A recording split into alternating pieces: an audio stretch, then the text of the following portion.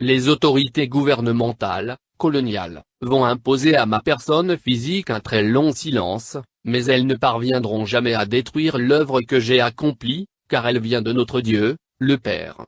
Certes, ma personne physique sera soumise à l'humiliation et à la souffrance, mais ma personne spirituelle se mettra au combat contre les injustices semées par les peuples du monde des ténèbres qui sont venus nous coloniser.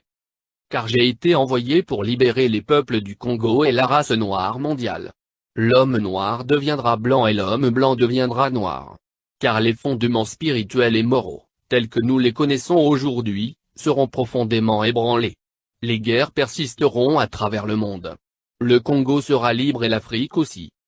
Mais les décennies qui suivront la libération de l'Afrique seront terribles et atroces. Car tous les premiers gouvernants de l'Afrique libre travailleront au bénéfice des Blancs.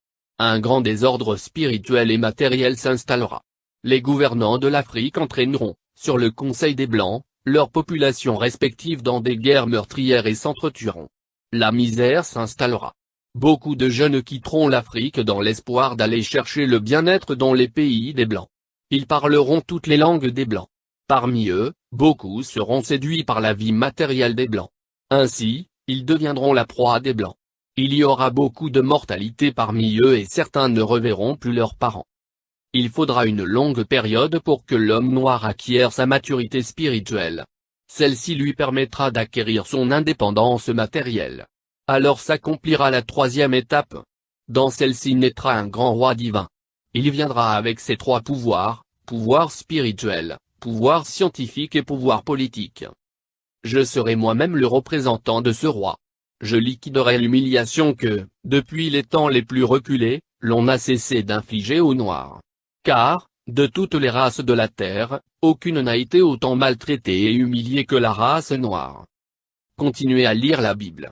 À travers ces écrits, vous arriverez à discerner les actes de ceux qui sont venus vous apporter ce livre et les écrits ou principes moraux contenus dans ce livre. Il faut qu'un voleur soit saisi avec l'objet qu'il a volé.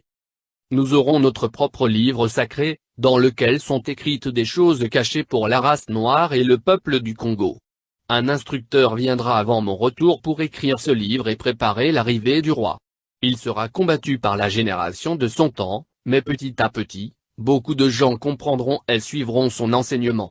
Car sans cet enseignant, qui préparera les peuples Congo? Car l'arrivée du roi sera très meurtrière et sans pardon. Alors, il faut que les peuples du Congo soient instruits avant cet événement. Vous ne savez pas encore ce que c'est qu'une guerre spirituelle. Quand les peuples Congo commenceront à se libérer, tout pays qui osera attaquer le Congo sera englouti sous les eaux. Vous ne connaissez pas encore la puissance de ceux qui sont envoyés par le Père Tout-Puissant. À quoi sert à l'homme de s'attaquer à Dieu si, le jour de sa mort, même s'il avait beaucoup de biens matériels, il n'a même pas le temps d'arranger son doigt? Vous ne savez pas de quoi est faite votre vie et pourquoi vous vivez. Car, exister physiquement c'est apparaître comme presque rien. Pourquoi tuer son prochain et espérer rester en vie, et pour combien de temps? Dieu n'est pas le temps, ni l'espace. Il est un tout dans le tout. La génération du Congo perdra tout. Elle sera embrouillée par des enseignements et des principes moraux pervers du monde européen. Elle ne connaîtra plus les principes maritaux de ses ancêtres. Elle ignorera sa langue maternelle. Alors je vous exhorte à ne pas négliger ni mépriser vos langues maternelles. Il faut les enseigner à vos enfants et à vos petits-enfants. Car viendra un temps où les langues des Blancs seront oubliées.